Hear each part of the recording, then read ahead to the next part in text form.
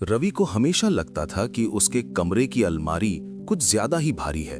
हालांकि उसमें कपड़ों के अलावा कुछ खास नहीं रखा था, लेकिन वो भूल जाता था कि उस अलमारी के सबसे नीचे वाले खाने में सालों से कुछ कागज दबे पड़े हैं। ऐसे कागज जो कभी किसी तक पहुंचे नहीं, और शायद इसी वजह से उनका वजन असली सामान से कहीं ज्यादा था। उस सुबह जब वो अलमारी साफ कर रहा था, धूप खिड़की से अंदर आ रही थी और धूल के कण हवा में तैर रहे थे। तभी उसके हाथ एक पुराने लिफाफे से टकराए। लिफाफा पीला पड़ चुका था, किनारे मुड़े हुए थे और ऊपर किसी परिचित लिखावट में सिर्फ एक नाम लिखा था, नेहा। रवि कुछ पल तक उसे देखता रहा, जैसे कोई भूली हुई भाषा पढ़ने की कोशिश कर रहा हो। फिर वो जमीन पर बैठ गया, पीठ अलमारी से टिकाई और लिफाफा हाथ में लिए बहुत देर तक यूं ही बैठा रहा, क्योंकि कुछ चीजें खोलने से पहले आदमी को खुद को तैयार करना पड़ता है। ये लिफाफा सिर्फ कागजों का नहीं था, ये समय का दरवाजा था, और रवि जानता था कि एक बार इसे खोल लिया तो वापस आज में लौटना आसान नहीं होगा। नेहा उसकी जिंदगी में ऐसे आई थी जैसे कोई पुराना गाना अचानक रेडियो पर बज जाए, बिना चेतावनी के, लेकिन दिल को तुरंत अपना सा लगने वाला। वे स्कूल में साथ पढ़ते थे, एक ही बेंच, एक ही टिफिन ब्रेक और एक ही रास्ते से घर लौटना। दोस्ती इतनी सहज थी कि किसी ने कभी उसे नाम देने की जरूरत नहीं समझी। नेहा हमेशा ज्यादा बोलती नहीं थी, लेकिन जब बोलती तो उसकी बातों में अजीब सी साफ गोई होती थी, और रवि हमेशा सबको हंसाने की कोशिश करता रहता था, जैसे उसे डर हो कि अगर वो चुप हो गया तो कोई उसे भूल जाएगा। समय के साथ उनकी दोस्ती गहरी होती चली गई, बिना किसी औपचारिक ऐलान के। लोग अक्सर पूछते कि वे दोनों साथ हैं क्या, और वे दोनों हंसकर टाल देते, क्योंकि उस उम्र में रिश्तों को नाम देना डराता है। कॉलेज अलग अलग शहरों में हुए और यहीं से वो दूरी शुरू हुई जो पहले सिर्फ नक्शे पर थी, लेकिन धीरे धीरे दिल तक पहुंच गई। शुरू में रोज फोन होते थे, लंबे मैसेज, छोटी छोटी बातें, फिर हफ्तों में बदल गए और फिर त्योहारों तक सिमट गए। रवि ने कई बार सोचा कि वो नेहा को बता दे कि वो सिर्फ दोस्त नहीं है, लेकिन हर बार लगा कि अभी नहीं, थोड़ा और सही समय आने दे।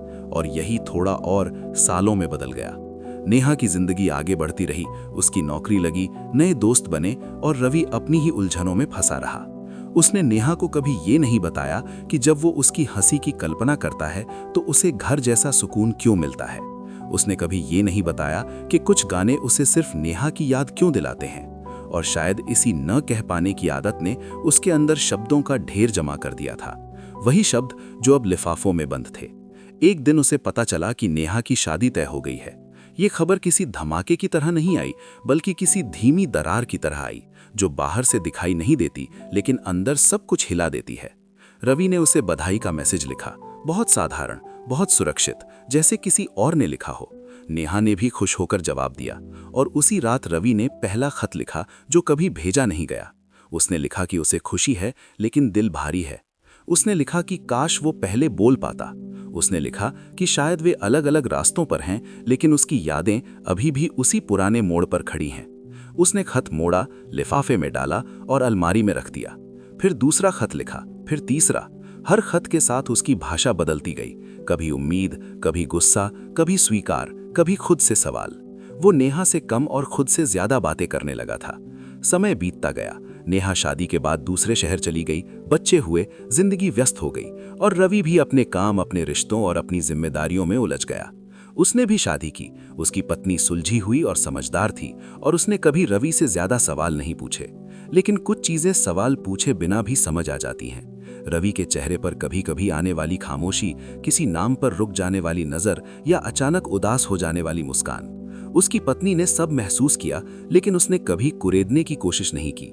शायद इसलिए कि हर इंसान के पास एक ऐसा कोना होता है जहां वो खुद भी अकेला जाना चाहता है। सालों बाद एक दिन रवि को पता चला कि नेहा उसी शहर में आई है, किसी रिश्तेदार के यहाँ, और ये खबर उसे वैसे ही लगी जैसे किसी पुराने जख्म पर हल्की सी हवा लग जाए।